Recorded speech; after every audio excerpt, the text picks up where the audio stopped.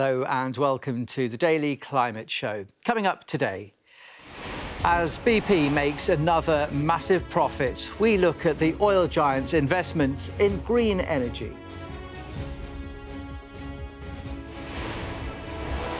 Hope for the Amazon after Lula wins the Brazilian election on a green ticket.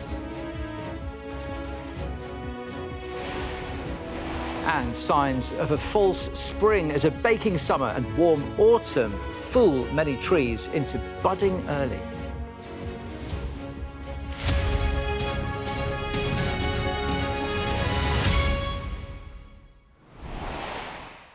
Hello, thanks for joining us on the Daily Climate Show, where we track the changes to our world and interrogate some of the potential solutions to the climate crisis. Now, BP today became the latest oil producer to announce bumper third quarter profits, thanks to soaring gas and oil prices because of the war in Ukraine. The company made £7.1 billion during the 3 months, more than double for the same period last year. But BP insists the company is focused on Beyond Petroleum and says it will be net zero by 2050 and as soon as 2030 for some areas of the business. So just how is it going to manage that? Well, BP says it has increased investment in renewables from £433 million in 2019 to £1.9 billion in 2021. And plans to raise that further to between £3.5 to £5.2 billion by 2030. The company says it's investing £10 billion in offshore wind projects in Scotland. And as part of a £1 billion investment in the UK over the next 10 years, it has pledged to treble its BP Pulse electric car charging points by 2030. Now, despite those promises from BP, there are growing calls for a windfall tax on oil giants, including one from the COP26 President Alok Sharma, who tweeted today saying, "As I said last week, we need to raise more money from a windfall tax on oil and gas companies and actively encourage them to invest in renewables." Let's join our business presenter, Ian King, who is in the city for us. So, Ian, just how green are BP's credentials? Well, they're certainly more green than a lot of their international peers, and particularly the big American integrated oil and gas companies like Exxon and Chevron. You could say that both BP and Shell are investing far more heavily in renewables than the likes of their American counterparts, all of whom are much more profitable, I should say. Chevron has just reported a quarterly profit of $11.2 billion US. Exxon has just reported a quarterly profit of $20 billion, so significantly higher than the $8.15 billion that BP has just reported.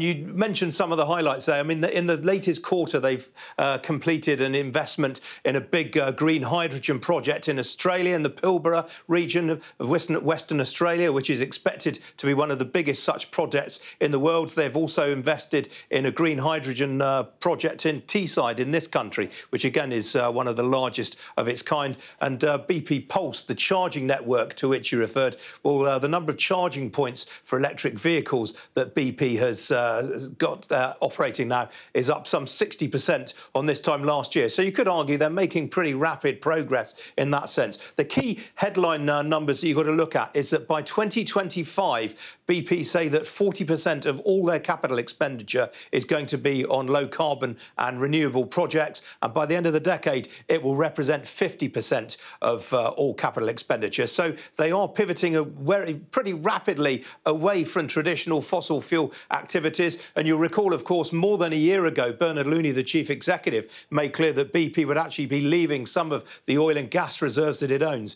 in the ground because it wants to concentrate on those low carbon operations. On the point of a windfall tax, well, it's actually very, very debatable that the government can go much further than it has. The chief financial officer, Murray Auchincloss, today making the point that for every $3 BP currently makes in the North Sea, $2 of that goes straight to the UK government already.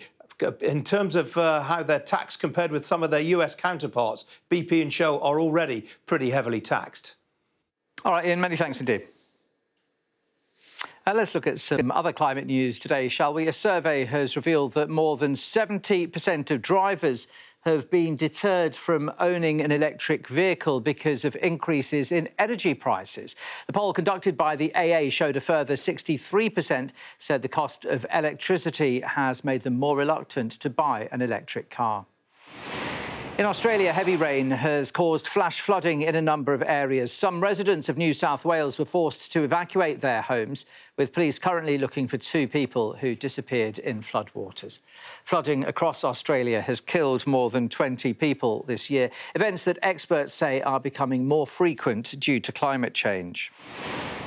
And the Tree Council says the unusually warm weather in the summer has led to evidence of a false spring taking place. These are extremely rare and occur when plants are tricked into blooming early by radical weather swings. This all comes as temperatures passed 40 degrees Celsius, you'll recall, for the first time ever during the summer heatwave, something the Met Office says is virtually impossible without human-induced climate change. The charity says it has observed leaves browning early and flowers emerging on trees around the south of England. It's asking for people to send in examples they have had. So Keir Starmer has struck an optimistic note ahead of the COP27 summit, which starts this Sunday. The Labour leader insisted that successfully tackling the climate crisis will provide the biggest opportunity in decades to make the economy deliver for working people.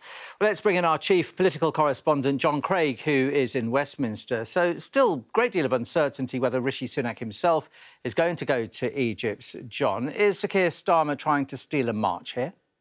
Well, the latest from Number 10 is that whether or not Mr Sunak goes to the COP27 summit in Egypt, in Sharm el-Sheikh, is under review, to use their words. And yes, the Labour leader, Sir Keir Starmer, is turning up the heat on the government on green policies. We heard this from him at the Labour Party conference a few weeks ago, setting out what he calls his green prosperity plan, a £28 billion a year investment plan for a green economy. Labour insiders tell me that this plays well with focus groups, popular with voters. So Sir Keir has been speaking to business leaders at a gala dinner last night in which he said, optimistically, there's no need for gloom. The way I see it, this is the biggest opportunity we've had in decades to make the country work for working people. He's talking about creating jobs, industries, businesses of the future and cheaper bills for working people. And he says real independence from tyrants like Putin and their fossil fuel economic weapons. So Mr Sir Keir is talking about, he says we need to win the race for electric car batteries, quantum computers, personalised medicines. He says we also need to support the small traders who replace our car batteries, the IT firms who get our offices running smoothly, the pharmacies who sell medicine in our communities. And expect to hear a lot more of this from Sir Keir, both during COP in the week or so ahead and between now and the next general election, as Labour attempts to play the green card. All right, John, thanks a lot. Brazil's president-elect Luis Inácio da Silva is to send representatives to Egypt for COP27, even though he will not be inaugurated himself until New Year's Day. The electoral win for Lula, as Mr da Silva is known, has been hailed as a victory for the Amazon after a massive increase in deforestation under his predecessor, Jair Bolsonaro. Our chief correspondent, Stuart Ramsey, reports from Sao Paulo. The exploitation of the Amazon rainforest was a key strategy of President Bolsonaro, and it resonated with truckers, loggers and farmers. Deforestation under Bolsonaro increased every year to record levels. Farmers got rich, the indigenous forest dwellers lost their lands, and Lula says all that is going to stop. Environmentalists say the changes must be quick. He has committed to that. Recently and yesterday at Paulista Avenue, he has committed to that in front of all the people. So this is actually the argument we have to say. We have no time left. It has to be done now.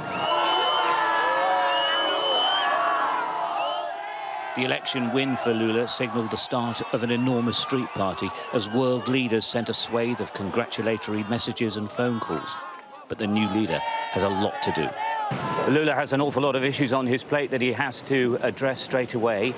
One is obviously the Amazon will get a huge amount of international support. He's promising to change all of Bolsonaro's policies on the Amazon and save the forest, which will get, as I say, huge support abroad and by a lot of people here. The other one, though, he has to address is poverty. It is a real big problem here. He's promising a huge amount of spending on social housing and education. It's a huge, huge job, though. Stuart Ramsey. Now, just before we go, a reminder that ahead of COP27 starting on Sunday, our weekly climate show with Tom Heap is back from this weekend. You can watch it on Saturdays and Sundays at 3:30 in the afternoon or at 7:30 in the evening. That's it from the Daily Climate Show. Thank you for your company. Do join us again tomorrow. Goodbye.